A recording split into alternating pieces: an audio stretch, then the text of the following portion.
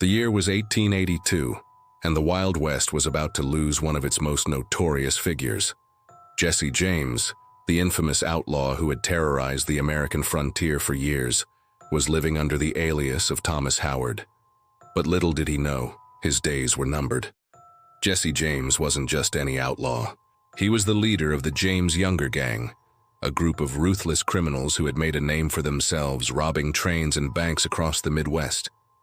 Their daring heists and brazen escapes had captured the imagination of the public, turning Jesse into a sort of folk hero. But even the most cunning criminals make mistakes. Jesse's fatal error was trusting Robert Ford, a member of his own gang. Ford had been with Jesse for a while, and the outlaw considered him a friend. But Ford had other plans. On that fateful day in April, Jesse was at home, going about his daily routine. He had no idea that his life was about to come to a violent end. As he stood on a chair to adjust a picture on the wall, Ford saw his opportunity. Without hesitation, he pulled out his gun and fired. The bullet struck Jesse in the back of the head, killing him instantly. The man who had evaded the law for so long, who had become a legend in his own time, was brought down by someone he thought he could trust. News of Jesse James's death spread like wildfire.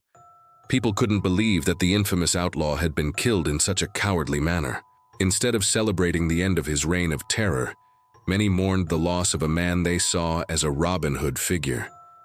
In death, Jesse James became even more of a legend than he had been in life. Songs were written about him, stories were told, and his name became synonymous with the Wild West. Robert Ford, on the other hand, was vilified. He had killed Jesse James, but in doing so, he had created a martyr.